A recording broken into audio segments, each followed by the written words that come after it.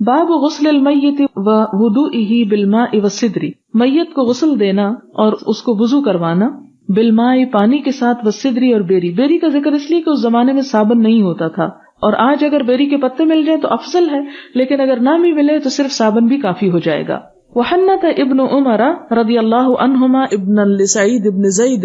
اور خوشبو لگائی عبداللہ بن عمر نے سعید بن زید کے بچے کو، وحملہ اور اس کو اٹھایا، وصلی اور جنازے کی نماز پڑھی، ولم یتودع اور انہوں نے وضو نہیں کیا۔ وقال ابن عباس رضی اللہ عنہما المسلم لا ينجس حیا ولا میتا، کہ مسلمان نجس نہیں ہوتا، ناپاک نہیں ہوتا، زندہ اور مردہ۔ وقال سعد لو كان نجسا ما مسسته، اور سعد بن ابی وقاص کہتے ہیں کہ اگر مردہ نجس ہوتا تو میں اس کو کبھی ہاتھ نہ لگاتا، یعنی مرنے کے بعد انسان ناپاک نہیں ہو جاتا، اور اس لیے وضو یا غسل جو ہے وہ واجب نہیں ہے، لازم نہیں، اگر کر لے تو اچھا ہے، اور اگر کوئی نہیں کرتا تو اس کا یہ مطلب نہیں کہ وہ ناپاک ہو گیا نہلانے والا۔ وقال النبی صلی اللہ علیہ وسلم، اور آپ صلی اللہ علیہ وسلم نے فرمایا المؤمن لا ينجس، کہ مومن نجس نہیں ہوتا، ناپاک نہیں ہوتا۔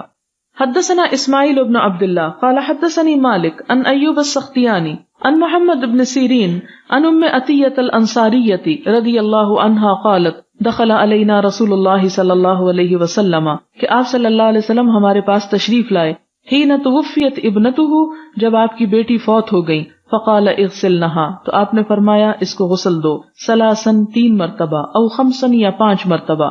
او اکثر یا اس سے بھی زیادہ، من ذالک اس سے، ان رأیتن ذالک اگر تم دیکھو، بماء و سدر پانی اور بیری کے پتوں سے، وجعلن فی الآخرۃ کافورا اور آخر میں کافور یعنی خوشبو لگاؤ، او یا فرمائے شیئا من کافور کافور میں سے کچھ، فاذا فرغتن پھر جب تم فارغ ہو جاؤ یعنی نہلانے دھلانے خوشبو لگانے سے، فآذننی تو مجھے اطلاع دو، فلما فرغنا جب ہم فارغ ہو گئیں، آذناہ تو ہم نے آپ صلی اللہ علیہ وسلم کو اطلاع دی، فاعطانا حقوہ تو آپ صلی اللہ علیہ وسلم نے اپنا تہبند ہمیں عطا کیا، فقال پھر فرمایا اشعرنہا ایاہ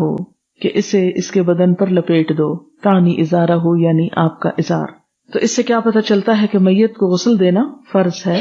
اور یہاں تک آتا ہے کہ اگر پانی نہ ہو یا ایسی جگہ ہو، یا مثلاً عورت فوت ہو گئی ہے اور کوئی عورت نہلانے والی نہیں، مثلاً ایک عورت اپنے بھائی اور باپ کے ساتھ سفر پر ہے اور ایسی جگہ پر ہے کہ جہاں وہ فوت ہو جاتی ہے کہ اس کے ساتھ کوئی دوسری عورت نہیں، تو بھائی اور باپ تو غسل نہیں دے سکتے، چاہے بیٹی ہو یا بہن ہو، تو اس صورت میں تیمم کروا کے بھی دفن کیا جا سکتا ہے۔